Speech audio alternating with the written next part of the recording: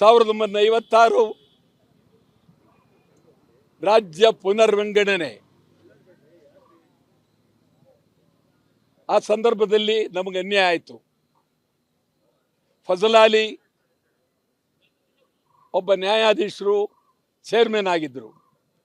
ಪಣಿಕ್ಕರ್ ಕಾಸರಗೋಡ್ನವರು, ಅಂದರೆ ಕೇರಳದವರು. ಪಣಿಕ್ಕರ್ಗೋಸ್ಕರ ಕಾಸರಗೋಡು ಕೇರಳದಲ್ಲಿ ಉಳಿತು. ನಂಬುದ್ರಿಪ್ಪ ಚೀಫ್ ಮಿನಿಸ್ಟರ್ ಆಗಿದ್ದಾಗ ಬಿಟ್ಕೊಡಕ್ಕೆ ತಯಾರಾಗಿದ್ದರು. ನಮ್ಮವರು ಸರಿಯಾದ ರೀತಿಯಲ್ಲಿ ಮಾತಾಡಲಿಲ್ಲ. ಈಗ ಮಹಾಜನ್ ವರದಿ ಬಂದು ಒಂದು 20-25 ವರ್ಷದ ಮೇಲೆ ಆಗಿರ್ಬೋದು. ಮಹಾಜನ್ ವರದಿಯಲ್ಲಿ ಕಾಸರಗೋಡ್ ಕರ್ನಾಟಕದ್ದು, ಕಾಸರಗೋಡ್ ಕರ್ನಾಟಕದ್ದು ಅಂತ ಸ್ಪಷ್ಟವಾಗಿ ಹೇಳಿದ್ದಾರೆ. ಸೊಲ್ಲಾಪುರ ಕರ್ನಾಟಕದ್ದು, ಅಕ್ಕಲಕೋಟೆ ಕರ್ನಾಟಕದ್ದು ಸ್ಪಷ್ಟವಾಗಿ ಹೇಳಿದ್ದಾರೆ. ತಮಿಳುನಾಡಿನಲ್ಲಿ ತಾಳುವಾಡಿ, ಹೊಸೂರು ಕರ್ನಾಟಕದ್ದು, ಮಡಕಸಿರ ಕರ್ನಾಟಕದ್ದು.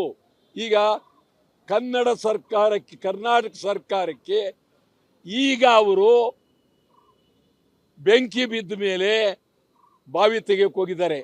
ಇದುವರೆಗೂ ಒಬ್ಬ ಮಂತ್ರಿ, ಒಬ್ಬ ಶಾಸಕ, ಒಬ್ಬ MP ಈ ಗಡಿನಾಡಿನ ಕನ್ನಡಿಗರ ಬಗ್ಗೆ ಕೇಳಲಿಲ್ಲ, ಮಾತಾಡಲಿಲ್ಲ.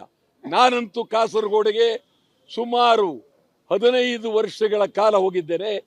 ಕಯ್ಯಾರ ಕಿಣ್ಣಣ್ಣ ರೈ ಅದ್ಭುತವಾದಂಥ ಮಹಾ ಕನ್ನಡದ ಕವಿ. ಅವರು ಜೀವಿತವಿರುವವರೆಗೂ ಕಾಸರಗೋಡ್ ಕರ್ನಾಟಕ ಸೇರಬೇಕು ಅಂತ ಒತ್ತಾಯ ಮಾಡಿರ್ತಕ್ಕಂಥದ್ದು. ಈಗ ನಾವು ಮೂಲಭೂತವಾಗಿ ಕಾಸರಗೋಡ್ ಕರ್ನಾಟಕ ಸೇರಲೇಬೇಕು, ಕಾಸರಗೋಡ್ ಕರ್ನಾಟಕ ಸೇರಲೇಬೇಕು. ಇದರಲ್ಲಿ ಬೇರೆ ಮುಲಾಜಿ ಇಲ್ಲವೇ ಇಲ್ಲ. ಈ ಬಗ್ಗೆ ಕಾಂಗ್ರೆಸ್ನವರು, BJPಯವರು, ಕರ್ನಾಟಕದ ಎಲ್ಲರೂ ಒಂದೇ ಧ್ವನಿ ಎತ್ತಬೇಕು.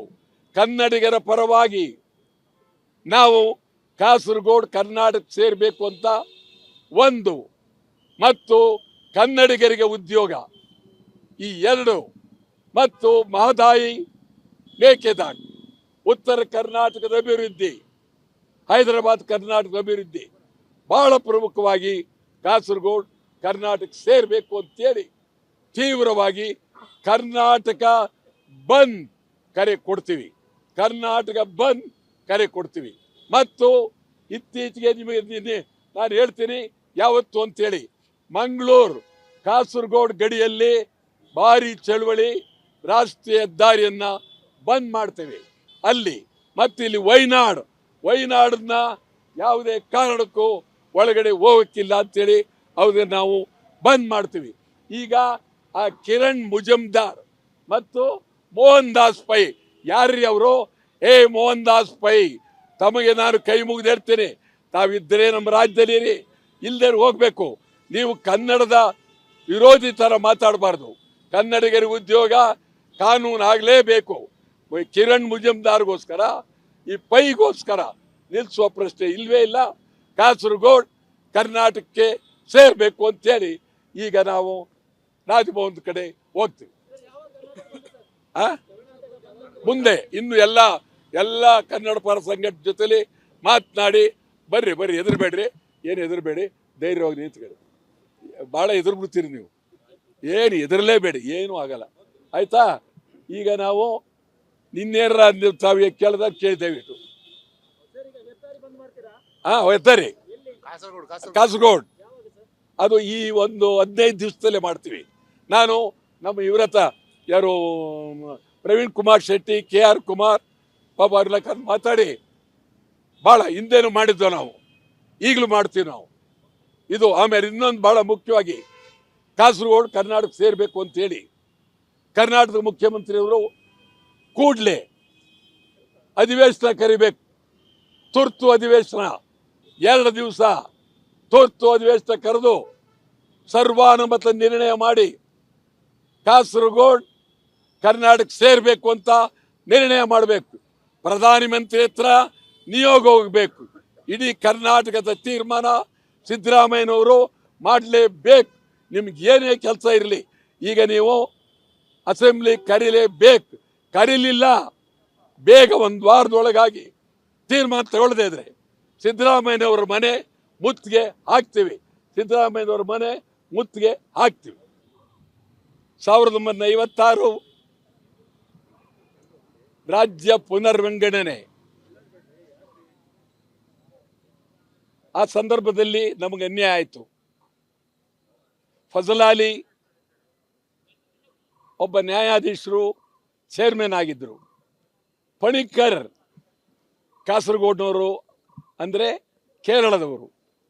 ಪಣಿಕ್ಕರ್ಗೋಸ್ಕರ ಕಾಸರಗೋಡು ಕೇರಳದಲ್ಲಿ ಉಳಿತು. ನಂಬುದ್ರಿಪ್ಪ ಚೀಫ್ ಮಿನಿಸ್ಟರ್ ಆಗಿದ್ದಾಗ ಬಿಟ್ಕೊಡಕ್ಕೆ ತಯಾರಾಗಿದ್ದರು. ನಮ್ಮವರು ಸರಿಯಾದ ರೀತಿಯಲ್ಲಿ ಮಾತಾಡಲಿಲ್ಲ.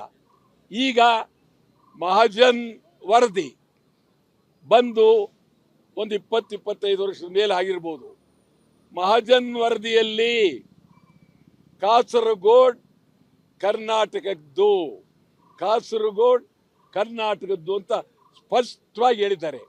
ಸೊಲ್ಲಾಪುರ ಕರ್ನಾಟಕದ್ದು, ಅಕ್ಕಲಕೋಟೆ ಕರ್ನಾಟಕದ್ದು ಸ್ಪಷ್ಟವಾಗಿ ಹೇಳಿದ್ದಾರೆ. ತಮಿಳುನಾಡಿನಲ್ಲಿ ತಾಳವಾಡಿ, ಹೊಸೂರು ಕರ್ನಾಟಕದ್ದು, ಮಡಕಸಿರ ಕರ್ನಾಟಕದ್ದು. ಈಗ ಕನ್ನಡ ಸರ್ಕಾರಕ್ಕೆ, ಕರ್ನಾಟಕ ಸರ್ಕಾರಕ್ಕೆ ಈಗ ಅವರು ಬೆಂಕಿ ಬಿದ್ದ ಮೇಲೆ ಬಾವಿ ತೆಗೆಯಕ್ಕೆ ಹೋಗಿದ್ದಾರೆ. ಇದುವರೆಗೂ ಒಬ್ಬ ಮಂತ್ರಿ, ಒಬ್ಬ ಶಾಸಕ, ಒಬ್ಬ MP ಈ ಗಡಿನಾಡಿನ ಕನ್ನಡಿಗರ ಬಗ್ಗೆ ಕೇಳಲಿಲ್ಲ, ಮಾತಾಡಲಿಲ್ಲ. ನಾನಂತೂ ಕಾಸರಗೋಡಿಗೆ ಸುಮಾರು 15 ವರ್ಷಗಳ ಕಾಲ ಹೋಗಿದ್ದೇನೆ. ಕಯ್ಯಾರ ಕಿಣ್ಣಣ್ಣ ರೈ ಅದ್ಭುತವಾದಂಥ ಮಹಾ ಕನ್ನಡದ ಕವಿ. ಅವರು ಜೀವಿತವಿರುವವರೆಗೂ ಕಾಸರಗೋಡ್ ಕರ್ನಾಟಕ ಸೇರಬೇಕು ಅಂತ ಒತ್ತಾಯ ಮಾಡಿರ್ತಕ್ಕಂಥದ್ದು. ಈಗ ನಾವು ಮೂಲಭೂತವಾಗಿ ಕಾಸರಗೋಡ್ ಕರ್ನಾಟಕ ಸೇರಲೇಬೇಕು, ಕಾಸರಗೋಡ್ ಕರ್ನಾಟಕ ಸೇರಲೇಬೇಕು. ಇದರಲ್ಲಿ ಬೇರೆ ಮುಲಾಜಿಲ್ವೇ ಇಲ್ಲ.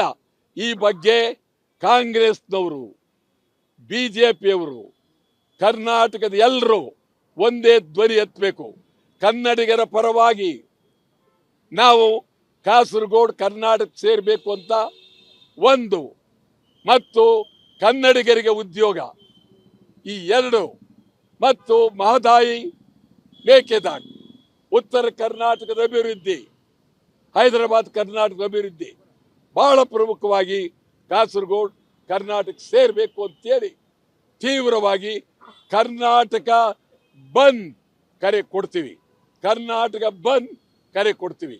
ಮತ್ತು ಇತ್ತೀಚೆಗೆ ನಿಮಗೆ ನಾನು ಹೇಳ್ತೀನಿ ಯಾವತ್ತು ಅಂತೇಳಿ, ಮಂಗಳೂರು ಕಾಸರಗೋಡ್ ಗಡಿಯಲ್ಲಿ ಭಾರಿ ಚಳವಳಿ, ರಾಷ್ಟ್ರೀಯ ಹೆದ್ದಾರಿಯನ್ನ ಬಂದ್ ಮಾಡ್ತೇವೆ ಅಲ್ಲಿ. ಮತ್ತು ಇಲ್ಲಿ ವೈನಾಡನ್ನ ಯಾವುದೇ ಕಾರಣಕ್ಕೂ ಒಳಗಡೆ ಹೋಗಕ್ಕಿಲ್ಲ ಅಂತೇಳಿ ಅವ್ರಿಗೆ ನಾವು ಬಂದ್ ಮಾಡ್ತೀವಿ. ಈಗ ಆ ಕಿರಣ್ ಮುಜಮ್ದಾರ್ ಮತ್ತು ಮೋಹನ್ ದಾಸ್ ಪೈ, ಯಾರ್ರಿ ಅವರು? ಮೋಹನ್ ದಾಸ್ ಪೈ, ತಮಗೆ ನಾನು ಕೈ ಮುಗಿದು ಹೇಳ್ತೇನೆ, ತಾವಿದ್ದರೆ ನಮ್ಮ ರಾಜ್ಯದಲ್ಲಿ ಇರಿ, ಇಲ್ಲದೆ ಹೋಗ್ಬೇಕು. ನೀವು ಕನ್ನಡದ ವಿರೋಧಿ ಥರ ಮಾತಾಡಬಾರ್ದು. ಕನ್ನಡಿಗರಿಗೆ ಉದ್ಯೋಗ ಕಾನೂನು ಆಗಲೇಬೇಕು. ಕಿರಣ್ ಮುಜಮ್ದಾರ್ಗೋಸ್ಕರ, ಈ ಪೈಗೋಸ್ಕರ ನಿಲ್ಲಿಸುವ ಪ್ರಶ್ನೆ ಇಲ್ವೇ ಇಲ್ಲ. ಕಾಸರಗೋಡ್ ಕರ್ನಾಟಕಕ್ಕೆ ಸೇರಬೇಕು ಅಂತೇಳಿ ಈಗ ನಾವು ರಾಜಭವನದ ಕಡೆ ಹೋಗ್ತೀವಿ.